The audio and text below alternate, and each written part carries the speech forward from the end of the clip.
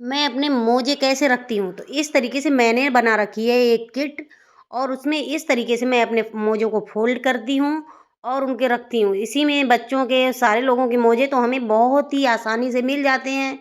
तो इस तरीके से छोटी-छोटी बातों का आप ध्यान रखेंगे तो आपके लिए घर का काम, काम नहीं लगेगा, बिल्कुल ही ईज़ी हो गया है।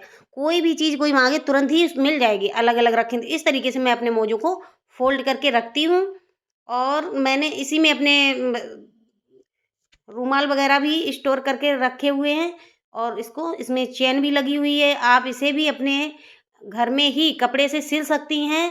तो ये मैंने अपने घर में बनाए हैं, ये तो रेडीमेड है पर मैं बना लेती हूँ। उसका भी मैं वीडियो शेयर करूँगी आप लोगों से। इस तरीके से आप करेंगे तो बहुत ही ईज़ी लगता है सारा काम और कैसा लगा आपको बताना। तो इस तरीके से मैं अपनी साड़ियाँ जो रखती हूँ, तो साड़ी में मैं पेटीकोट और ब्लाउज़ को अटैच करके रखती हूँ। जिससे क्या होता है कि हमें कहीं भी जाना है, एकदम से रेडी होना है तो हमें कहाँ है ब्लाउज़ मेरा, पेटीकोट कहाँ है, गुम हो गया है तो ढूँढे नहीं मिलते हैं। तो मैं अपनी साड़ियों में तो इसी तरीके से रखती हूँ, उसको फ़ोल्ड किया और हैंगर में टाँग देती हूँ। इससे क्या है कि मेरा काम बहुत आसान हो जाता है।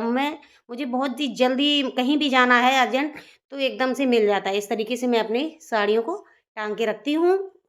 तो ये छोटी-छोटी बातों का अगर आप ध्यान रखते हैं, तो आपकी लाइफ में कुछ भी उम, कठिन नहीं लगता है, एकदम से फटाफट से काम हो जाता है और आप मॉडर्न तरीके से काम कर पाते हैं। आज मैं आपको बताऊँगी मैं अपने किचन को ऑर्गेनाइज़ कैसे करती हूँ। तो मैंने लगा रखे हैं ये 2 स्टैंड, तो इस पे मैं इस तरीके से अपने बर्तनों को टाँगती हूँ, तो ये समय पे हमें एकदम से मिल जाते हैं, सामने दिखते रहते हैं और सेफ भी रहते हैं। इससे क्या है मेरा काम ईज़ी हो जाता है, मैं अपना काम कर रही हूँ तो मुझे छन्नी, करछुल जो भी चीज़ की ज़रूरत पड़ती है, ग्राइंडर तो फटाफट से मिल जाता है, सामने नज़र पड़ जाती है और इनमें पानी नहीं रहता, सूख जाते हैं अपने आप और काउंटर भी साफ-सुथरा रहता है। तो इस तरह से आप छोटे-छोटे टिप्स अपनाएँगे तो अपनी किचन को साफ-सुथरा रख पाए। किचन टिप्स तो गाय की रोटी हमें सब ज़रूर बनानी चाहिए। तो सबसे पहले बनती है गाय की रोटी किचन में। ये गौ माता को ज़रूर देना चाहिए। तो मैं अपनी किचन में ज़रूर बनाती हूँ। आप नहीं बनाते हो तो बनाना स्टार्ट कर दीजिए।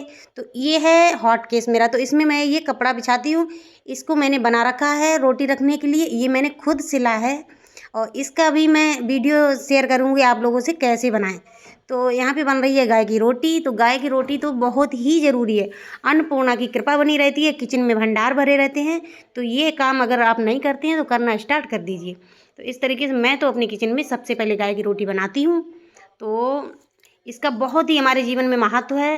तो इस पे रखूँगी मैं एक छोटी-सी लोई, लोई तो ज़रूर ही रखनी चाहिए और उस पे लगाएँ देसी घी और उसमें चीनी के दाने, इस तरीके से गाय की रोटी निकालें।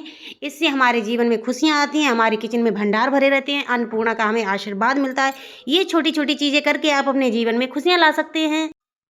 इस तरीके से जब भी हम किचन में काम करते हैं, हमारे बर्तन जो होते हैं उनको मैं खाली करते हैं, तो खाली करते समय उसमें जो लगा हुआ होता है, बहुत सी महिलाओं की आदत होती है वो मुँह में रख लेती हैं, खा लेती हैं उसको, तो ऐसा नहीं करना चाहिए। ये बर्तन को सही से खाली करें और उसको भिगोएँ और ये या तो किसी पक्षियों को डाल दें या फिर मैंने तो गाय के लिए एक डलिया बना रखी है, टब, तो उसमें मैं बचा-खुचा ये निकलता है जो भी गाय नहीं आ पाती है तो गाय की रोटी वगैरह जो भी रखते हैं, तो उसी डलिया में मैं तो डाल देती हूँ इसको। तो इस तरीके से इसको खाना नहीं चाहिए